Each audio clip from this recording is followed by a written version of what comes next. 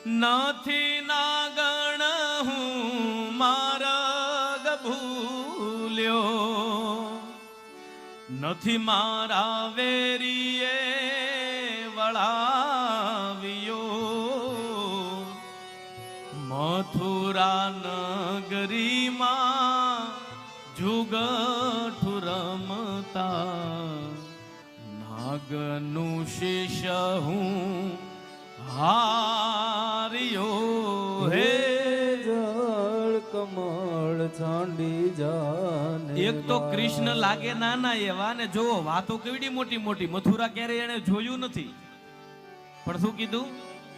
હું મથુરાની અંદર જુગાર રમતો, જુગઠું રમતો તો, અને એમાં તારા પતિનું આ કાલિયા નાગનું માથું હારી ગયો છું, એ લેવા આવ્યો છું. જો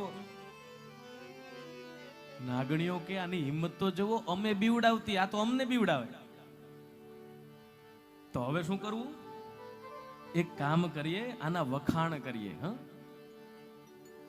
એના વખાણ કરીએ ને બાળક છે કદાચ માની જાય. આપણે ઘણીવાર બહુ નાના બાળકો હોય ને, 1-2 વર્ષના, 3 વર્ષના, 4 વર્ષના, એને તમારે કહેવાનું કેટલો ડાયો છે આ છોકરો, બધું કામ કરે. ત્યાં તો એ કરવા મળે. હા,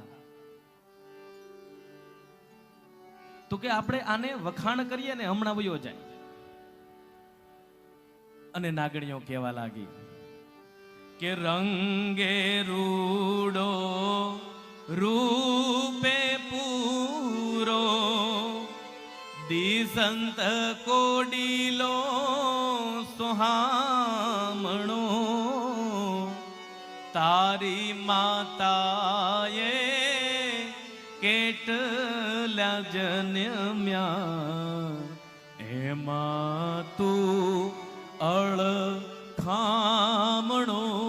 હે જળ કમળ છાંડી જાને બાળા.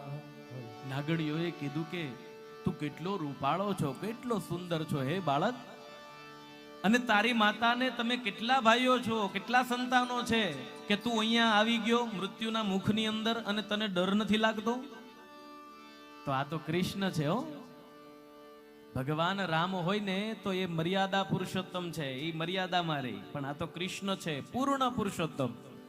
જેણે જેવો જવાબ આપ્યો એને કૃષ્ણએ એવો જ જવાબ સામે આપ્યો છે. મારી